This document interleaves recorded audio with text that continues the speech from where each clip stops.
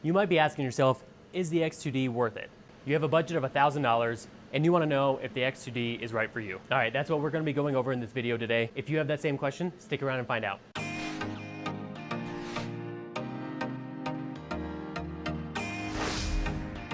All right, I have been putting the X2D through some extensive tests. And by extensive, I mean about 22 hours. So take this for a grain of salt. I'm testing what I can, getting it done as quick as I can, just to let you guys know right off the bat if it's a good value for you or not. So I'm not like some of the other channels who got it super early. I bought this with my own money on release date and I got it that Friday. So I've only had it for about a week now and I've only been using it for some of this video and then a couple random prints here and there. So not a whole lot of testing, but what I have found, I think you'll be surprised. Okay, so I printed a bunch of Benchies and I wrote down what printer did what, but before we look at those, we're gonna decide which Benchie is the best.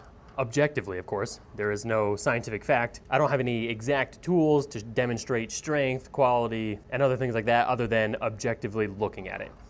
So from my eyes, I would place this Benchie as number one. This is probably the best Benchie there is. So I'm gonna put that at number one. Let's look at the next. Let's look at the worst. This one has the most stringing, and this is all the basic generic PLA default settings. So I'm gonna put this one last. Then next, let's see. So this arch is much better. This one has a line right here, but then this one has a line down here. So this is all gonna be subjective, but subjectively, I think this one go second. And let's look at these. These are kind of a tie right now. Actually, I think this one's a little better. So, okay. This is the order that subjectively I think they're the best in. So best, second best, third best, fourth best, worst. And let's check them out. All right, so subjectively, the X2D left nozzle I thought was the best. So that is saying something when looking at prints from the X2D, the X1 Carbon, the P2S, and a P1S. So that's good news. Second quality is X1 Carbon. So, I mean, it was the flagship model, makes sense. It still does really good prints, so that makes sense. Third, P2S, going right down the list. That is crazy. And then the fourth, the P1S. So we didn't predict this, but based on subjective quality, it went X2D, X1C, P2S, and P1S, which is crazy. And then looking at the last, you can see all of the stringiness, some other little issues, and this was the X2D's right nozzle, which is a Bowden extruder. So as a bunch of people are harping on it, they say the Bowden extruder is absolutely garbage, and honestly, the print itself isn't the absolute worst, but you can tell it's far less impressive than a direct drive extruder. So yes, you'll see quality differences. All this stringing could be tuned. Like I said, this was just the generic profile. To get rid of these strings, you would have to increase retractions or decrease the heat a little bit because we were just getting a little bit of oozing out of the nozzle when it was trying to retract.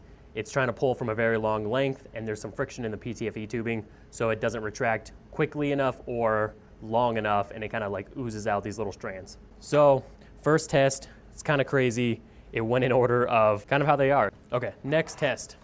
I did a bunch of roses just to test out different qualities. These were printed on, I had an X2D, the P2S, and the P1S, and I printed them object per object. So the red went first and then the green. So subjectively, we're gonna look at these. So this has some stringiness up in the flower. Let's check the overhangs. I mean, they're not the worst. You see it on the little leaf right there. All right, so let's check out the next one. Same, some minor stringiness. That little leaf overhang looks slightly worse, but the flower overhangs almost look better. So yeah, I think this overhang looks better than this one. So let's put this one first, this one second.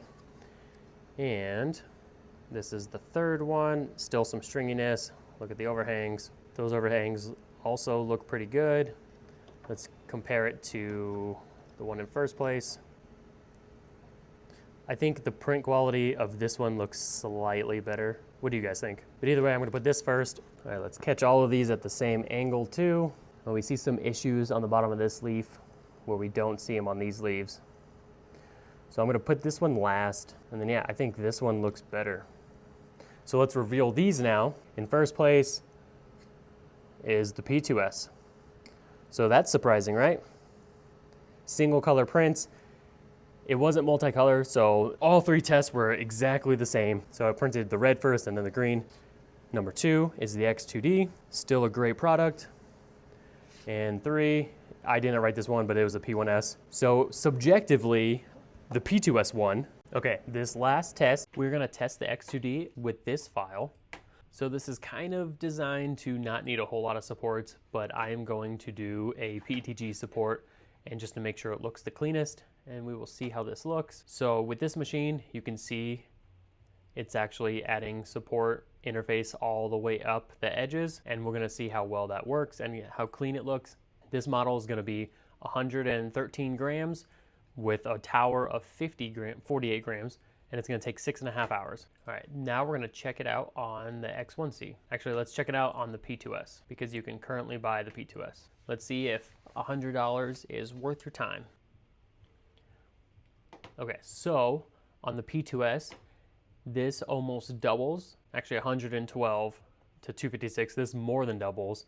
The prime tower is actually a little less, but the purge is more than the actual total of the X2D. And this is going to take 14 hours and 32 minutes. And this is supporting it all in the same locations and areas. So if you're constantly looking to do prints that needs to do their best and you're using a PETG interface layer and it does it on all the sides and not just flat surfaces, the X2D might be worth it for you. I only printed on the X2D because I used a PETG support interface, and this is a PLA carbon fiber. If you look, this print looks amazing. Had a little issue there, which translated across that whole layer.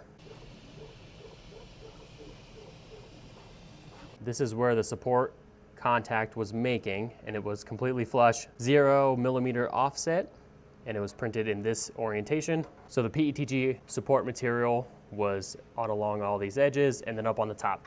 So if you look on this top, that was supported by PETG. I think that looks perfect. But the reason I didn't do this test on the P2S is timing. All right, so to recap, I think the X2D is phenomenal if you need a high temperature chamber. So if you're printing ABS or ASA, often get the X2D over the P2S because of the chamber heater. It's gonna allow the chamber to stay evenly heated and you're not gonna get any warping on the ABS or ASA. I also think you should get the X2D if you're doing a lot of parts that need a PETG or PLA interface support layer. So you waste so much time changing out colors, like pulling them all the way back to the AMS and then purging and doing the new support interface layer, unless you're doing it on a super long bridge that's only 3 layers thick, but it's extremely long, right?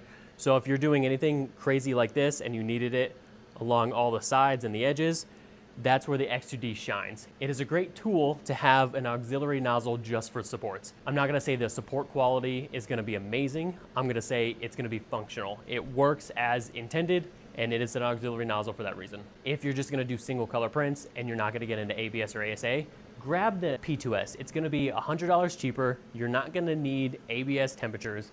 You're gonna be fine, you're gonna be happy. Even doing small multicolor prints, like if you're batching out a bunch of little Pikachus, let's say, the P2S is gonna be just fine. The more you print on one build plate, the less purge per part you're gonna have, and it's gonna like equal itself out. It's gonna be good, it's gonna be fine. Then, if you need to save even more money and you're on a super tight budget and you're just looking at a P1S, I don't love the P1S just for the screen, honestly. Like, I go back and reprint a lot of things that are already on my printer, and having the screen on the P2S is game changer. So if they just made a screen you could buy for the P1S, I would have done that ages ago and just updated all my P1Ss, and sadly they never did. They made a new machine, totally fine. I bought the new machine, I love the new machine. So personally, for me, if you can swing a P2S, I would say get the P2S over the P1S. All right, so I hope this answered any of your guys' questions on the X2D. Is it worth it? Does the second nozzle suck? Why is there an X2D? Why is it at $899? Why is it not more? So for all you Bambu lovers and Bambu haters out there, I'm looking at you, Keo Prints. This is still a very useful tool in a print farm. I'm not saying every print farm needs it, but if you're doing a lot of multi-material supported objects, get the X2D, you're gonna love it. It's amazing for that factor. And with a heated chamber, you can't go wrong. It's $100 more. Why not get it? All right, so that's my 2 cents. This is Jordan from the 3D Print Stop. Happy printing.